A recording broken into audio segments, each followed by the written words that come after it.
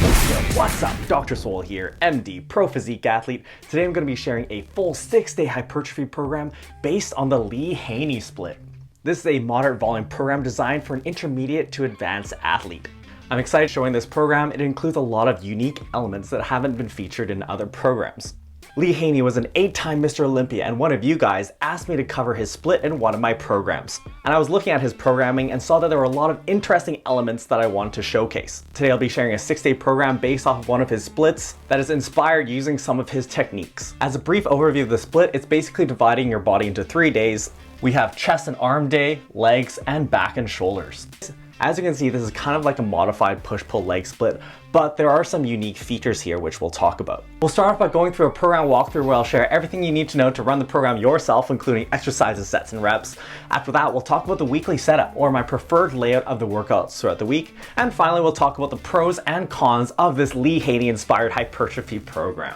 Alright, let's do our program walkthrough. So this is Dr. Swole's Lee Haney-inspired program. It's a moderate volume program designed for an intermediate to advanced athlete, and we're particularly leaning a bit more towards advanced here, which we'll talk about in a minute. The split is set up as chest and arm day number 1, leg day number 1, back and shoulders 1, chest and arms 2, legs 2, and back and shoulders number 2. Here are the exercises and there are the sets and reps. Over here we have the total number of sets for each workout so you have an idea of workout length. And down here we have the total number of sets for each muscle group per week. Alright, let's start with chest and arm day number 1. We kick it off with bench press for the chest, 3 sets of 5 to 8. After that we have machine flies, also for the chest, 3 sets of 10 to 15.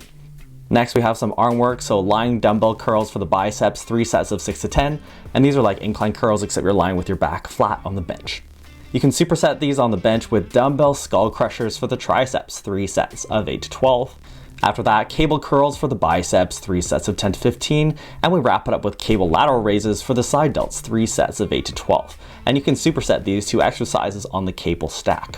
One thing I like about having arms together is that you get to superset your bicep and tricep work very easily. Now I have moved lateral raises here as a bit of a modification.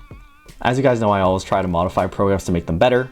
This will give us a bit more frequency for our side delts. Chest and arms is also a relatively easier day, so it makes sense to move a bit more volume here. Next we have leg day number 1. We start with leg curls for the hamstrings, 3 sets of 8 to 12, followed up by Romanian deadlifts for the glutes and hamstrings, 3 sets of 6 to 10. Now one of the big defining differences of this program that you'll see compared to my other programs is that we're actually starting off with an isolation move for the legs. We do leg curls specifically targeting the hamstrings, and then we do RDLs afterwards. We'll talk more about this later, but the idea is that you get some high quality work for your hamstrings early on. And if you go into RDLs with hamstrings already fatigued, hamstrings are more likely to be the limiting factor in the movement. This means that per set of RDLs, you might get a bit more stimulus for the hamstrings as a ratio to how much fatigue you're getting in total. The idea is that if you start off with RDLs, you might be able to do more reps with more weight, but you'd be taxing a lot of the other musculature as well, like your back and your glutes. There are some cons to this, but we'll discuss later. Next we have leg presses for the quads, 3 sets of 8 to 12, and you can superset on the leg press machine with leg press calf raises. Here we're using a MyRep scheme, which is not what Lee Haney did necessarily, but I really like this technique for the calves. So you're going to work up to one top set of 8 to 15 reps, and then you're going to do 7 mini sets of 3 to 5 reps, and you're resting for 10 seconds in between all of these.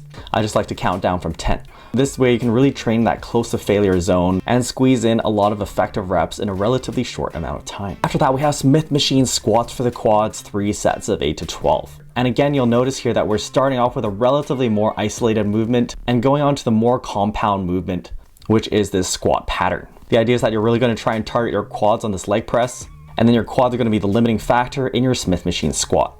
Next we have back and shoulder day number 1. We start off with lat pull downs for the back, 3 sets of 10 to 15. Followed up with T-bar rows also for the back, 3 sets of 6 to 10.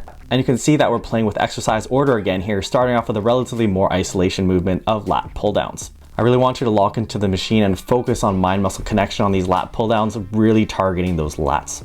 Finally, we have cable rows also for the back, 3 sets of 8 to 12. Now you might question the exact ordering of the exercises, and I will leave this up to you. There is quite a bit of personal preference involved in exercise order, so if you want to change it up, that's fine.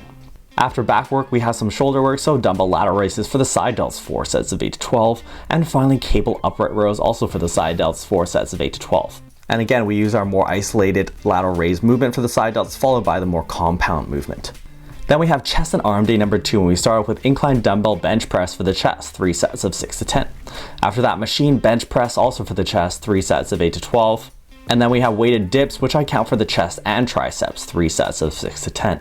Then we have hammer curls for the biceps, 3 sets of 8 to 12, followed by cable press downs for the triceps, 4 sets of 10 to 15. Finally, we have machine preacher curls for the biceps, 2 sets of 12 to 20. Note here that shoulders and chest does come back to back in the middle of the week, but I've deliberately not put heavy pushing shoulder movements like overhead pressing on this shoulder day. So the crosstalk between these days is minimized. Then we have leg day number 2. We start off with leg extensions for the quads, 3 sets of 10 to 15. Following that, squats for the quads, 3 sets of 6 to 10. And again, you're gonna pre-fatigue your quads on those leg extensions so that when you go into squats, the leg extension is the limiting factor. Another aspect of this is that you're not going to be able to lift as much weight on your squat, which means you'll be generating less fatigue from it. Now, this isn't much of an issue for a beginner who just isn't able to move that much weight. Plus, they probably also really want to focus on getting stronger. But at an advanced level, you actually want to find ways to reduce the amount of fatigue. And techniques like this that make you use less weight may be an option.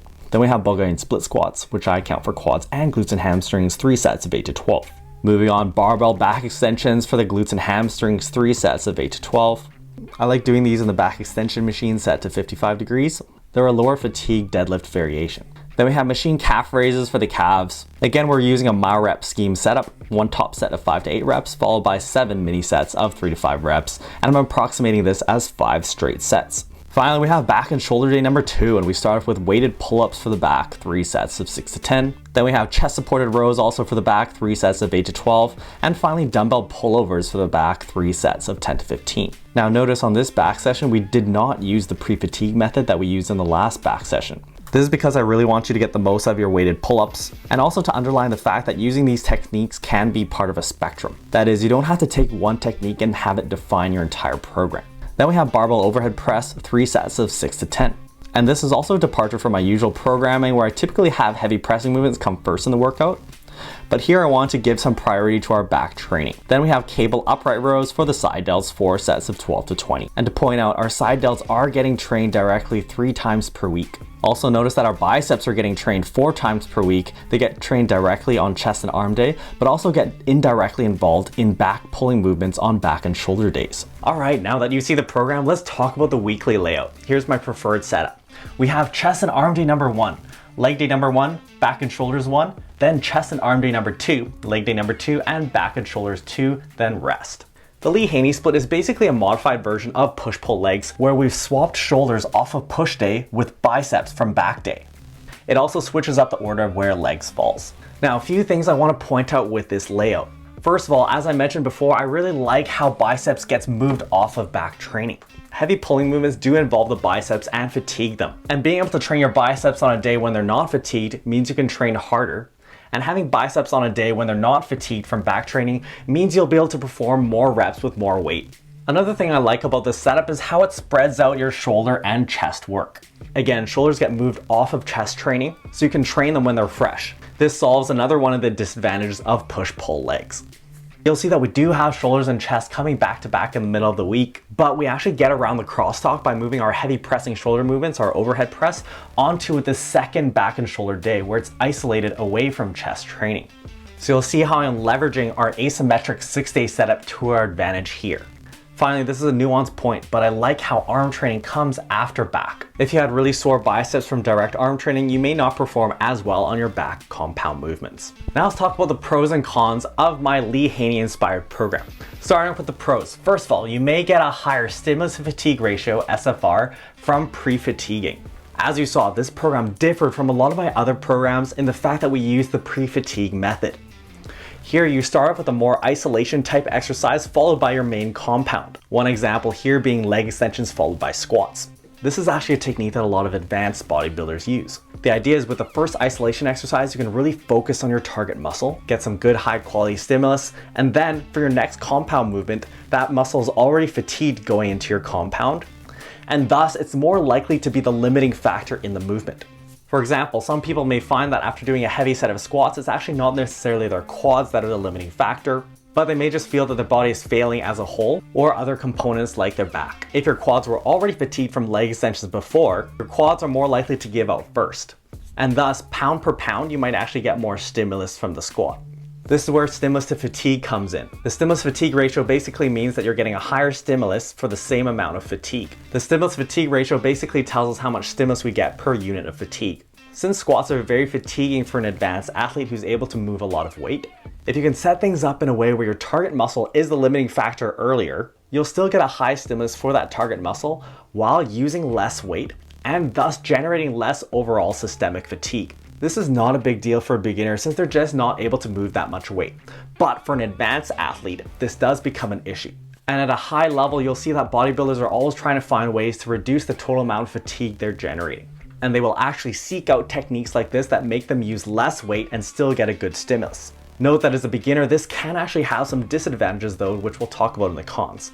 But this program is a cool example of why you don't need to always start with your main heavy compound. Next advantage of this program is that you get to train biceps when they're fresh. Again, this is a big disadvantage of push-pull legs that I don't like, which also comes into play with other popular splits like upper, lower, and full body. But you train your biceps after your back pulling movements.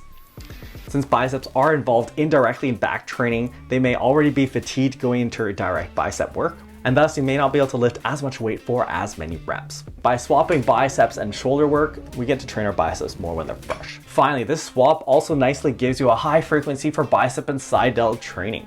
As I pointed out earlier, the biceps are getting trained 4 times per week and the side delts get trained 3 times per week. The higher frequency of side delts was a product of my modification. Alright, now let's talk about the cons of my Lee Haney-Inspired hypertrophy program. First of all, you're going to have lower performance on your big lifts, and this comes from our pre-fatigue method. Putting your isolation work before your big compounds will have a cost in that you won't be able to lift as much on your big compounds. Back to our example, if you put leg extensions before squats, you're just not going to be able to squat as much for as many reps. As we said, the idea is that you're trying to get more stimulus per unit of fatigue, but the fact remains that you won't be lifting as much. And if you're less advanced or if you have strength goals, you probably do want to drive at the numbers on your big lifts. I do think it's advantageous for lifters in their first few years of training to really try and get their numbers up. This doesn't mean you have to be a hardcore power lifter, but really focusing on overloading those big compound movements will get you the most bang for your buck. And that brings us to our next point, which is that you may get a lower overall stimulus from your big compounds. As we said, putting leg extensions before squats means that quads are more likely to be the limiting factor on your squats, which means you'll probably end the set earlier because your quads will be fatigued. Now notice that this can be a disadvantage because you're just performing less reps overall, and you're not getting all that secondary stimulus to your other muscle groups like your glutes and your lower back. Your erectors do benefit from these compound heavy movements, and being able to lift more for more reps will mean more stimulus for your erector spinae. If you're a beginner and you're not lifting very much weight, I would actually rather that you get more of that stimulus overall by trying to prioritize your big heavy movements. And this is why in my beginner programs, you'll see me start off the day with a big heavy compound movement first.